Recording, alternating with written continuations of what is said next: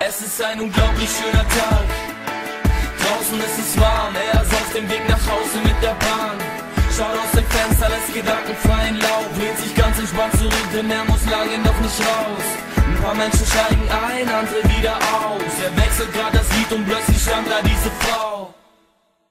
Und er dachte sich wow, sagte klar, der Platz ist frei. Sie lachte und er dachte sich nur bitte komm, sprich sie an.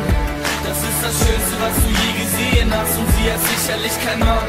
Stell dich nicht so an, wenn ich jetzt war. Doch alles, was man hört, ist mein Herzschlag. Was soll ich nur sagen, irgendwas knockt mich aus. Ich bin ein Versager, weil ich mich doch nicht trau. Mein Kopf ist voller Wörter, doch es kommt nichts raus. Sie steht auf und steigt auf. Bye, bye, bye, bye, meine Liebe des Lebens.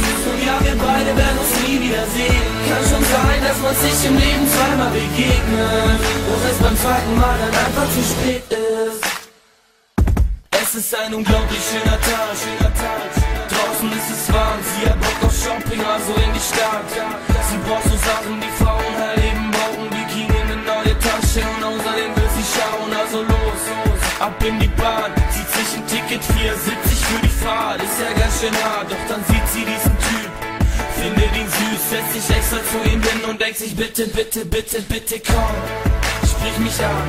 Es ist ganz egal, was du jetzt sagen würdest, ich spring darauf an. Also komm, komm, du bist mein Mann, Mann. Wir gehören zusammen, wenn ich jetzt war, dann ist für mein Herz wahr. Was soll ich nur sagen, irgendwas knockt mich aus. Soll ich es wagen, falls er sich doch nicht traut? Mein Kopf ist voller Wörter, doch es kommt nichts raus. Ich steh auf und steig auf. Bye, bye, bye, bye, meine Liebe des Lebens. Und ja, wir beide werden uns nie wiedersehen. Kann schon sein, dass man sich im Leben zweimal begegnet, doch es beim zweiten Mal dann einfach zu spät ist.